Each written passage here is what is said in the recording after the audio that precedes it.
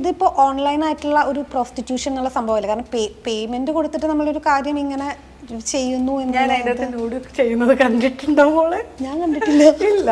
അപ്പൊ ചെയ്യുന്നു എന്ന് പറഞ്ഞത് നമ്മൾ ബിക്കിനി ഇട്ടേക്കുന്ന ഷൂട്ടുകൾ നമ്മളിപ്പം ഇൻസ്റ്റഗ്രാമിൽ പോസ്റ്റ് ചെയ്യാത്ത പിക്ചേഴ്സ് ഉണ്ട്, ഫേസ്ബുക്കിൽ പോസ്റ്റ് ചെയ്യില്ല. എല്ലാം കൊണ്ടുവന്നിട്ട് ഞാൻ ബിക്കിനിയുടെ പിക്ചേഴ്സ് ഒന്നും ഫേസ്ബുക്കിൽ പോസ്റ്റ് ചെയ്യാറില്ല. ഇപ്പം നമ്മുടെ ബ്രസ്റ്റിന്റെ ഭാഗം നമ്മൾ 2 കൈയും പൊത്തിക്കൊണ്ടുള്ളത് അത് ഫുൾ നൂഡെന്ന് എങ്ങനെ പറയാൻ പറ്റും? Semi nude. ഓക്കെ. ഒന്നും കാണുന്നില്ലല്ലോ. അപ്പൊ അത് കാശ് കൊടുത്ത് കാണാൻ ആളുകളുണ്ട്. വേണമെങ്കിൽ കാണാം. അല്ല, അത് കാണാൻ ആളുകളുണ്ടോ? ആവശ്യമുള്ളവർ കാണട്ടെ. ഉണ്ടല്ലോ. ഉണ്ട്. ഓക്കെ. അപ്പൊ ഞാൻ പറഞ്ഞത് നമ്മുടെ സമൂഹത്തിൽ നമുക്ക് ഒരാളെയും തിരുത്താൻ പറ്റില്ല. കാരണം കാണുന്നവർ കണ്ടുകൊണ്ടിരിക്കും. സോഫ്റ്റ്വെയറിലാണെങ്കിലും ഫേസ്ബുക്കിലാണെങ്കിലും എവിടെയും കാശ് കൊടുത്തിട്ടാണെങ്കിലും ആൾക്കാർ കാണും. ഇപ്പം ഞാൻ റോഡിലോട്ട് വരാമെന്ന് പറഞ്ഞാൽ ചേട്ടാ എനിക്ക് 50,000 രൂപ തരാമെന്ന് പറഞ്ഞാൽ തരാനുള്ള ആൾക്കാരുണ്ട്. ഇപ്പോൾ 1,00,000 രൂപ തരാനുള്ള ആൾക്കാരുണ്ട്.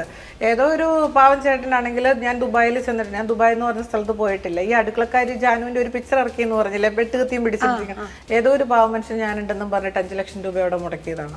അപ്പം ആ പുള്ളി എന്നോട് വന്നിട്ട് ഫേസ്ബുക്കിൽ വന്നിട്ട് കരഞ്ഞു മൂങ്ങിയിട്ട് പറഞ്ഞു ഇതുപോലെ 5,00,000 രൂപ കൊടുത്തു. ഞാൻ ചോദിക്കുന്നത് ഞാൻ അവിടെ ഉണ്ടെന്ന് ആര് പറഞ്ഞു? നമ്മുടെ പിക്ചേഴ്സ് എടുത്തിട്ട് ഇന്ന ആൾ അവിടെ ഉണ്ട്, ഇപ്പം ഞാൻ ബഹറിലുണ്ട് അല്ലെങ്കിൽ ഖത്തറിലുണ്ട്, നമ്മുടെ അവൈലബിൾ ആണെന്ന് പറഞ്ഞിട്ടാണോ ഫണ്ട് കൊടുക്കുന്നത്? അതെ.